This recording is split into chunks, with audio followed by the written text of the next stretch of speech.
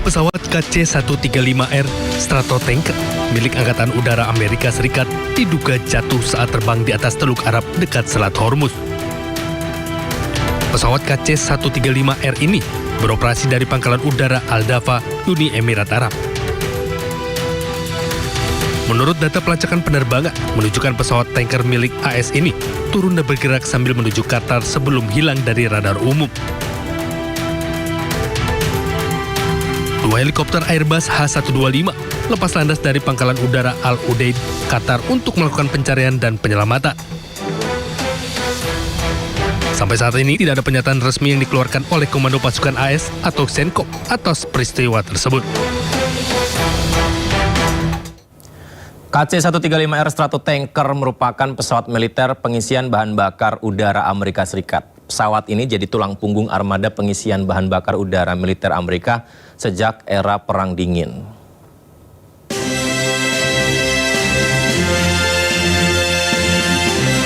Pesawat KC-135R Stratotanker diproduksi pada tahun 1956 hingga awal 1960 oleh Amerika Serikat.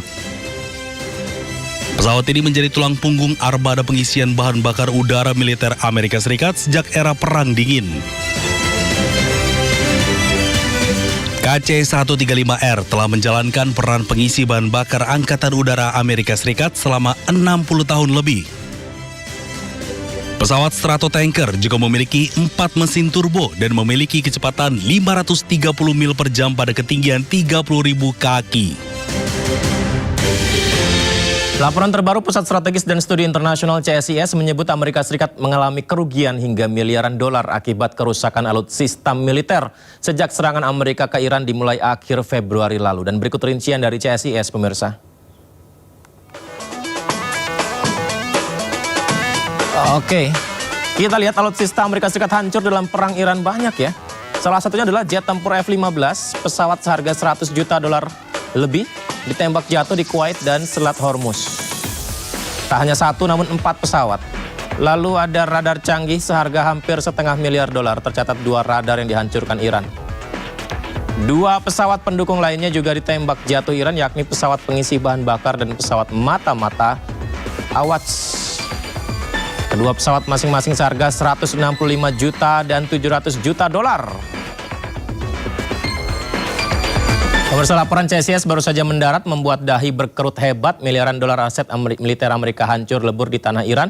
Sebuah kerugian kolosal yang selama ini disamarkan dalam kegelapan. Di tengah kerugian yang menggila, masihkah opsi perang dianggap mulia? Kita bahas bersama narasumber istimewa kita di studio. Sudah hadir pengamat pertahanan dan juga DNAtase Pertahanan RI di Iran 2009-2012, Majen TNI Purnawirawan Profesor Budi Pramono. Selamat malam, Prof. Selamat Budi. malam, Mas. Apa kabar, Mas? Baik, alhamdulillah. Prof, sehat ya, Prof ya? Sehat, alhamdulillah. Terima kasih, Prof, sudah berkenan berbagi di Sindo Prime. Prof, kita juga ingin tahu, karena banyak juga ya, Prof, yang mengatakan bahwa setelah perang ini Iran mengalami kerugian, Israel mengalami kerugian, Amerika mengalami kerugian. Nah, dari sisi Amerika Serikat sendiri, seberapa besar sebenarnya kerugian yang mereka alami, alutsista mereka yang benar-benar hancur? Hitungannya seperti apa, Prof?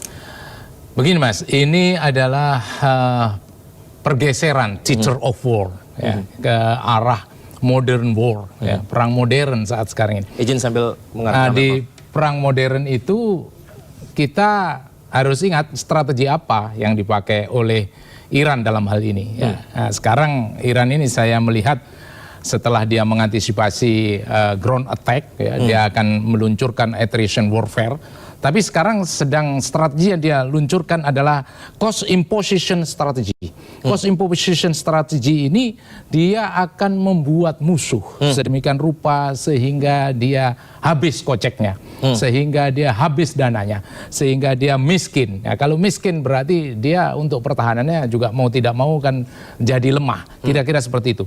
Kalau Mas menanyakan sampai seberapa jauh Amerika dalam hal ini, ya correct me if I'm wrong, itu ada 2,3 sampai 2,8 miliar US dollar kerugiannya. Ya, lagi-lagi yaitu tujuannya Iran seperti itu, cost imposition strategy. Nah, sekarang sudah terwujud, proven bahwa Amerika sampai menghabiskan sebegitu banyak dana untuk perangnya dia.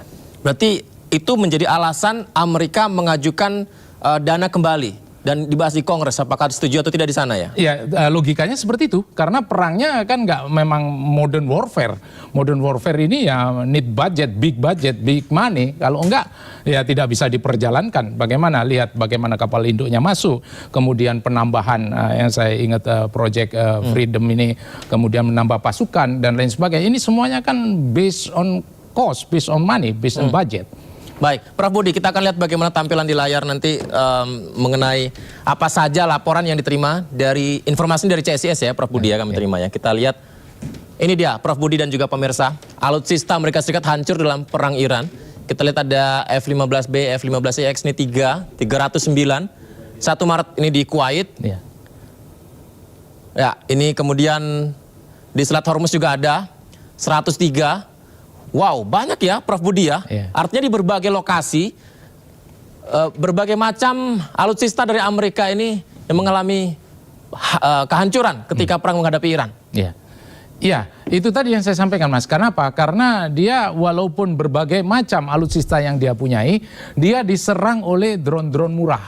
Dia diserang oleh rudal-rudal murah yang akhirnya terjadi saturation war. Jadi walaupun dia kualitasnya tidak seperti yang Mas pampangkan di sini, tapi dia secara kuantitas dia tidak bisa menahan bagaimana gerakan serangan Iran dalam ini. Kan terbukti berapa? 2,3 ini kalau misalnya dijumlahkan budgetnya sekitar 2,3 sampai 2,8 miliar US dollar dan ini tentunya tidak sedikit. Tadi kalau Mas sampaikan bahwa bagaimana kiprahnya di Kongres kemudian di Senat dan lain sebagainya sampai sekarang ini apakah Trump ini sudah benar-benar dapat AUMF-nya ya, Authorization for Using Military Force, apakah dia sudah disetujui dan dirilis dan legitimate kalau misalnya kita ngelihat War Power Resolution dan lain sebagainya. Ini ya karena berdasarkan dengan ini ketika dipotong dana ini ya maka dia tidak bisa gerak untuk melanjutkan bagaimana operasi selanjutnya. Berarti di luar ekspektasi Amerika, pesawat-pesawat ini mahal harganya tapi justru hancur karena rudal murah milik Iran. Betul, Mas. Inilah Mas. Jadi Amerika ini mengalami semacam what you call it, mirror imaging. Mirror imaging itu selalu salah lirik. Jadi dia dengan berharap alutsista yang modern ini yang dihadapi Iran yang dengan alutsista yang murah meriah seperti itu, dia mengalami mirror imaging. Mirror imaging itu salah lirik, salah perhitungan, miscalculation. Nah, kalau sudah seperti ini, ya inilah mas akibatnya dia mengalami fail dalam conducting the war. Prof Budi, kita lihat detailnya satu persatu di slide berikutnya ya. Karena ini kan juga alutsista ini mahal, punya kecanggihannya sendiri, tapi bagaimana mungkin justru mereka hancur karena serangan dari alutsista milik Iran yang notabene lebih murah harganya. Pesawat jet tempur F-15E, F-15EX, spesifikasinya Prof Budi, saya baca dulu izin.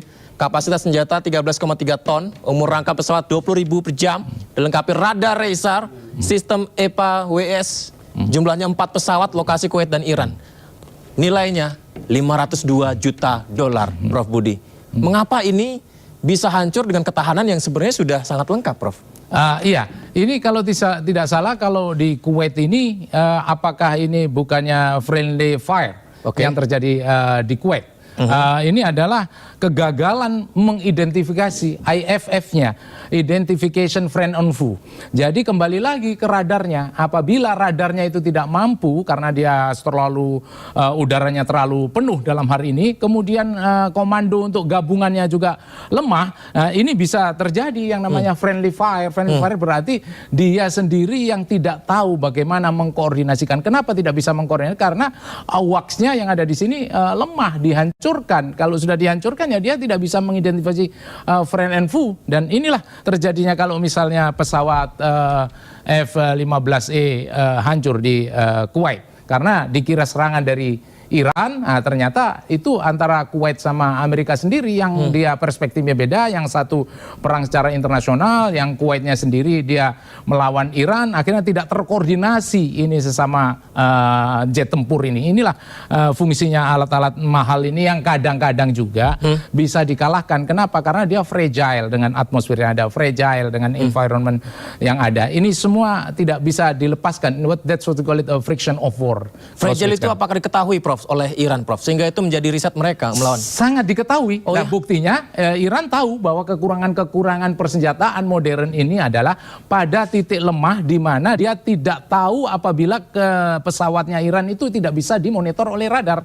Nah, apabila tidak bisa dimonitor radar, maka diterbangkanlah drone-drone murah, rudal murah yang diharapkan dia bisa hancurkan tanpa bisa dideteksi oleh baik awak maupun THAAD-nya dia. Wow, menarik ya. Kita lihat ini juga adalah berikutnya, Prof. Bagaimana mungkin Iran memiliki teknologi yang tahu sasaran mana yang efektif, memang itu tujuan dari senjata mereka. Ya. Bukan secanggih-canggihnya. Betul, Mas. Jadi memang pakai rudal, memang pakai rudal jelajah, memang pakai drone-drone murah. Tapi it doesn't mean dia berdiri sendiri. Betul. Dia tentunya di cover dan di backup dengan presisi. Yang presisi didapatkan dari satelit itu, didapatkan dari electronic warfare, didapatkan dari bagaimana C4ISR-nya, command control computer communication, intelligence, surveillance, and recognition. Ya. Nah, ini kan harus tergabung dengan baik. Ya, tidak yang seperti kita bayangkan bahwa rudal dan drone-nya itu berdiri sendiri kemudian mencapai ini semua. Impossible. Ya. Itulah kekuatan daripada modern sekarang yang katanya Clausewitz bahwa center of gravity-nya saat sekarang ini modern warfare ini di C4ISR. Prof, ini yang akhirnya ditanya oleh netizen ke IG saya, ke medsos saya, Prof. Jadi Iran apakah dia dibantu Cina, Rusia? Nah, ini saya jawabnya gimana, Prof? Nah, jawab saja bahwa dibantu atau tidak bantu, ya itu semua adanya below the surface. Jadi ada di bawah permukaan. Selalu saya sampaikan bahwa bantuan yang langsung face to face itu memang belum ada karena belum ada military binding defense agreement. Tidak ada perjanjian itu. Perjanjiannya baru sebatas ya comprehensive gentleman agreement, let's say SCO, Shanghai Cooperation Organization, kemudian barusan bagaimana juga Iran datang ke Putin, di sana ada strategic comprehensive defense agreement atau defense treaty. Ini kan jalinan-jalinan yang tidak benar-benar bahwa diplomasinya putus, tidak. Bahkan di strategic comprehensive defense agreement dikatakan bahwa ada 3 pilar. Pilar yang pertamanya, kita kan common enemy kita Amerika. Terus ekonomi kita ke depan bagaimana, Bos? Katanya si Putin. Nah, oke, kita bergerak di bidang ekonomi. Nah, selanjutnya Putin kan menyampaikan bahwa militarily saya akan bantu negara-negara yang dia perjuangkan kedaulatannya. Nah, politically sekali lagi bahwa dia Rusia ini walaupun dulu sama Irak, dia memihak Irak, tapi ya tadi karena menganggap common enemy, Amerika US sendiri kan juga ada in some part, in certain part di bawah tekanan Amerika. Common enemy inilah yang menguatkan dia. Di tengah gejolak itu ya, Prof ya, tadi saya baca berita Kim Jong-un siap ngasih bantuan rudal besar untuk Iran. Apa yang Anda bisa baca dari situ? Ya, kalau Kim Jong-un ngasih, saya pikir dia tidak ngasih drone lah ya. Dia tidak ngasih rudal-rudal yang dia biasa gunakan Iran lah ya. To my perception, Kim Jong-un ini kalau nggak salah dia punya ICBM, Intercontinental Ballistic Missile. Nah, ini memang yang jaraknya bisa 11.000 kilometer.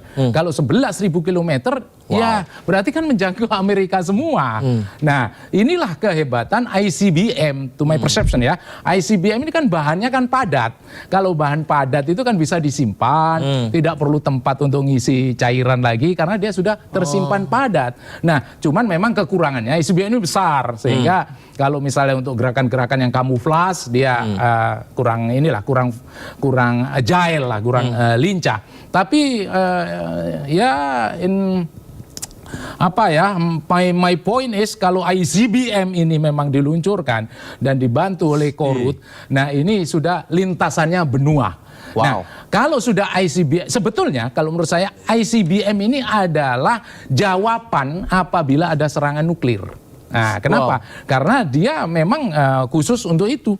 Dan kalau menurut saya inilah senjata pamungkas, inilah ibaratnya senjata pamungkas yang terakhir, benteng terakhir. Apabila terjadi serangan nuklir, maka tapi inilah Korut. Korea Utara itu berarti serius ya, Prof, dari situ? Atau hanya sekedar war? Saya tidak melihat serius atau tidak serius. Ya Mas harusnya nanya aja sama saya. Waktu Bapak itu dulu adzan di sana, ada nggak adzan Korea Utara? Ada. gitu. Dan Korea Utara ada Bro. di Iran. Ada ya? Saya sering ngajak party, dinner dan lain sebagainya. Tapi Korea Selatan tidak ada di sana. Ya Mas terjemahkan sendiri. Oke. Bagaimana? Karena itu kan cerminan. Oke. Cerminan di mana di situ ada defenatase, berarti dia legally bisa mengadakan hubungan military engage, military exchange dan lain sebagainya. Itu kan Oke. logikanya seperti itu. Oke. Menarik tuh Prof. Kita kembali ke layar lagi Prof. Ada satu juga yang hancur Prof Budi. Ini juga yang menjadi menarik untuk kita ulas. Pesawat pengisi BBM Prof. KC-135, KC-46A. Spesifikasinya angkut 90 ton bahan bakar isi BBM. 2 pesawat sekaligus. Di mana jumlahnya 1 pesawat lokasi di Irak. Nominalnya adalah 165 juta dolar Prof. Ini bawa BBM Prof. Ya. Dihancurkan juga Prof. Ya, kalau ini nilai sensitifnya atau nilai importantnya, significant importantnya dari yang pesawat pengisi BBM ini, saya jadi teringat ketika tahun 1980 kalau tidak salah itu operasi Amerika ke Iran. Kemudian ada di salah satu tempat, ya saat itu saya memang selalu diajak kalau misalnya ada acara ulang tahun mengenang masa itu. Ya. Nah itu yang terjadi adalah ketika pesawat itu terbang, ya, kemudian pesawat yang pengisi BBM ini justru yang meledak. Nah karena meledaknya dia inilah sehingga pesawat semuanya yang mau menyerang itu semuanya pada meledak. Nah inilah pentingnya pesawat ini, kritisnya pesawat ini apabila tidak dijaga, ya dia malah bisa menghancurkan berapa Karena dia pesawat. membawa BBM tadi ya, Betul. Prof, ya? Nah saya jadi teringat waktu di Iran ada suatu case, di mana saat itu Amerika yang menganggap ini adalah geopolitical fortress. Oh ini karena angin yang Ya. saat itu keras sekali, dan Iran sama sekali tidak menyerang, tidak ada attack sedikit pun dari Iran. Dia baru berangkat, dia hancur sendirinya dengan geopolitical fortress yang katanya anginnya luar biasa, kemudian terhalang visionnya, visibility-nya dan lain sebagainya. Intinya mereka balik kanan dan tidak jadi menyerang. Prof, kalau begitu pertanyaannya, apakah ini adalah serangan-serangan sporadis? Tapi kalau kita melihat dari ini pesawat BBM dihancurkan segala macam, apakah ini memang direncanakan dengan struktural oleh Iran, Prof? Iran kan kalau misalnya kita lokasi di Irak, Mas, di Irak kan ada milisinya Iran yang ada di Irak, termasuk milisinya Iran yang ada di Suriah. Jadi that's not impossible kalau pesawat ini diserang sama Iran.